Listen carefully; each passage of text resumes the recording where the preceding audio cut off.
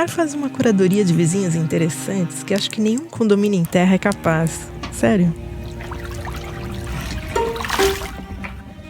Esse aqui chegou com aquele papo clássico de velejador sobre busca do tempo perdido, a verdadeira viagem de descobrimento. Estava indignado dizendo que as pessoas querem aprender a nadar e ter um pé no chão ao mesmo tempo. É verdade. Sabe o que isso me lembrou Bukowski? Se você vai tentar, vá até o fim. Se não, nem comece. Se você vai tentar, vá com tudo. Isso pode significar perder namoradas, esposas, parentes, empregos. Opa, será? E talvez a cabeça. Isso pode ser considerado um tipo de desequilíbrio momentâneo? O professor Cortella escreveu sobre isso. Vamos ali na Terra para falar com ele?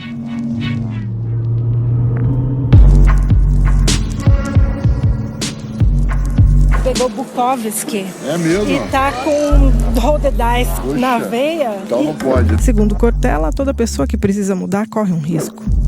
O desequilíbrio momentâneo. Coragem para enfrentar o desequilíbrio momentâneo é garantia de estabilidade mais adiante.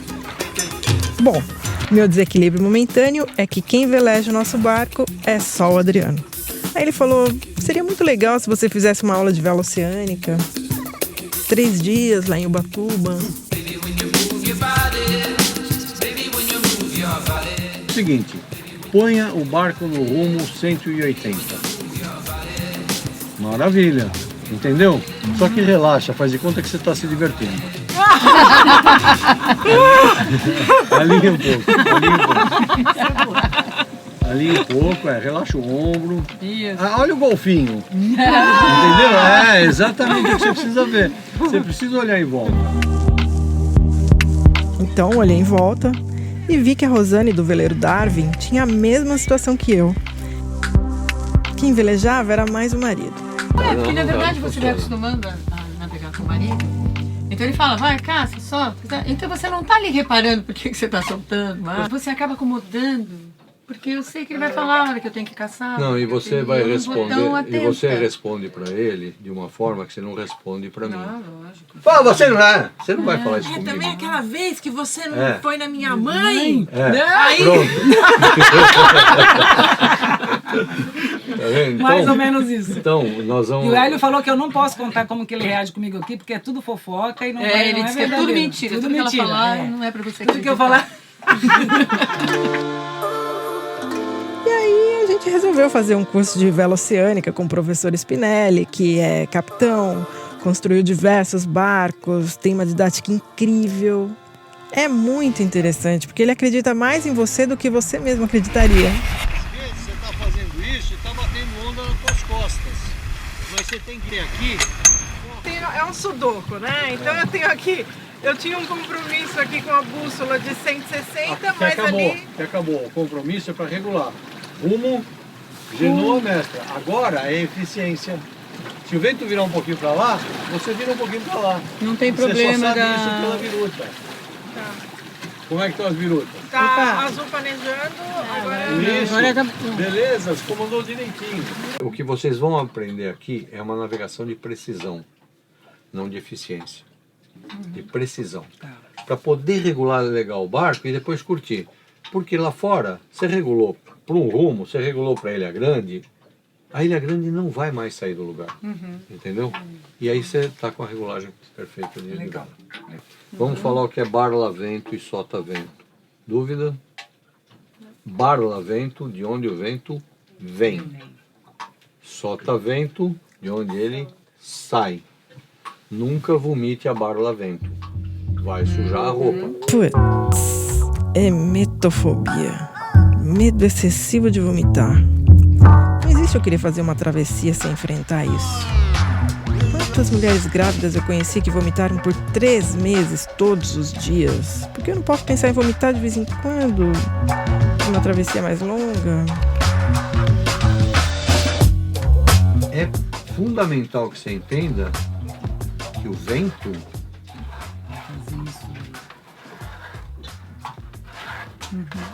esteja, pelos dois lados da vela. Certo. Isso é vento, isso é vela. tá? Então vamos ver o seguinte. Em toda a vela tem duas birutinhas aqui, ó. E a ideia é que elas fiquem viradas para trás sempre. Tem outras regulagens, não faz parte do curso, tá? Olha só, elas têm que estar aqui. Como que essas duas birutinhas vão ficar esticadas? Se o vento estiver entrando exatamente pelos dois lados da vela. E se o vento estiver assim? Essa daqui cai. Ó, por que que ela cai? Não está encostando. O que você tem que fazer com essa vela? Abrir a vela. E assim, não tem vento aqui, tem que puxar aqui. Então, se a vela tiver a bombordo, você faz com a mão esquerda. Se a vela tiver a boreste, você faz com a mão direita. Para lembrar se você precisa caçar ou folgar a vela. Você está muito franzido. Vamos lá. Não, vou precisar Não, mas sentir... não, isso nós vamos ver lá. Não é? Eu vou precisar sim. sentir... E- gente já... Eu já me vi nessa situação da lãzinha. Ah, puxa... Puxa ou folga, puxa ou folga. Eu tenho que fazer com que ela fique Reta. na horizontal ali. Você só vai entender fazendo isto, ó. Bom, o que eu tenho que fazer com ela? Se as duas lãzinhas estiverem caídas, significa que o vento está aqui e não tem fluxo na vela. O que você tem que fazer nessa vela?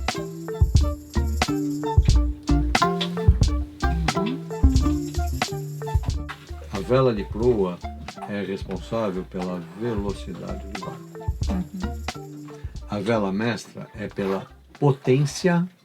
Como ela está em dois lados, ela não deforma tanto quanto a genoa. Ela traciona quando você pega uma onda e a de proa está deformada em relação ao vento. Então, esta dá velocidade, esta dá potência, mais leme. Tá? Então vamos imaginar. Para eu navegar para lá com o vento vindo de você, só existe uma posição da genoa. Concorda? Sim. Sim. Ok, Ou não? ok. Que vem vindo Navegar daqui, lá, né? o vento vem daqui. Só tem essa. Aqui ela está fechada, não tem vento aqui, e aqui ela está aberta. Bom, se só tem uma posição, eu vou acertar a mestra, olhando birutinhas, olhando tudo, e largando o leme. Se tiver em linha reta, o barco está bem regulado. E se o vento tiver fazendo muita pressão na mestra, o barco vai sair do rumo virando para o vento. O que eu tenho que fazer? Abrir um pouquinho a mestra, para deixar escapar o vento. Esqueça o leme, o leme é... O leme você não mexe velejando, o leme tem que estar sempre em linha reta. Qualquer coisa que você faça com o leme, breca o barco. Ó. E vamos falar como ligar o motor. Essa parte vocês não vão aprender no Soneca, porque nós não vamos ligar o motor em situação nenhuma. Mas eu vou depois dar uma dicasinha quando eu precisar carregar a bateria. Porque motor só é usado para carregar a bateria e esquentar a água do banho. E numa emergência, veleje. Por um detalhe muito simples. Esse barco tem 6 toneladas, se fosse uma lancha ele ia precisar de um motor de 300 cavalos e ele tem 27. Não pense que com mar bravo e vento forte o teu motor vai te ajudar alguma coisa. Não, vai te irritar. O barulho deles é horrível. Então vamos aprender a regra de ouro. Regra do 1, 2, 3. Você define o rumo. Esse rumo é possível? Eu vou mostrar depois como é que vocês percebem. Esse rumo é possível? É. Regra 1, rumo possível. Regra 2, regula a genoa. Regra 3, regula a mestra. Você veleja qualquer barco do mundo assim. Eu acertei o meu barco. Se eu tiver em regata e o vento virar para cá, tem um proeiro que solta a vela, caça a vela, puxa essa, puxa aquela, puxa essa, puxa aquela, certo? Eles vão procurando o melhor rumo. Nós somos cruzeiristas. Eu vou arrumar a vela porque eu quero ir para lá. A África está a 3.000 milhas daqui, 3.400.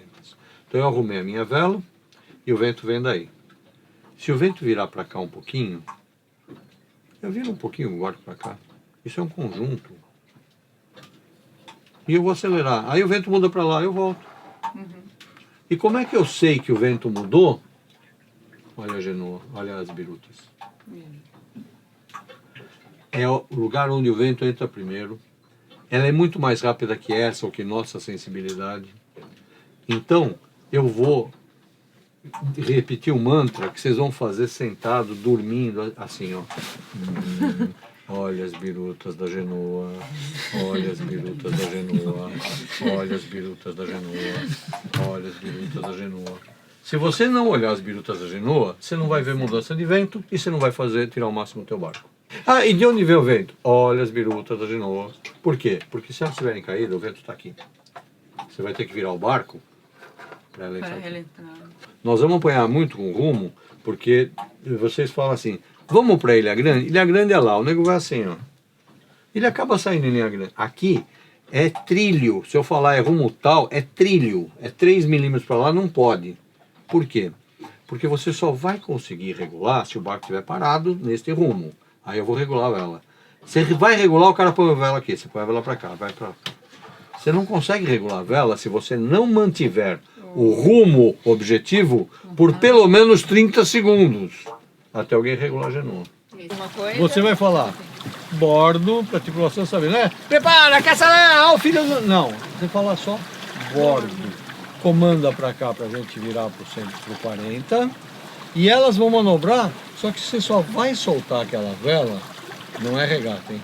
Quando ela perder função. Ou seja, ela planejou, você tem chance de soltar e solta, ó, fazendo isso para não dar coca. Solta e você puxa o excesso, porque se folgar, aquele cabo entra embaixo do bote. E você caça aqui, o bote pula lá longe.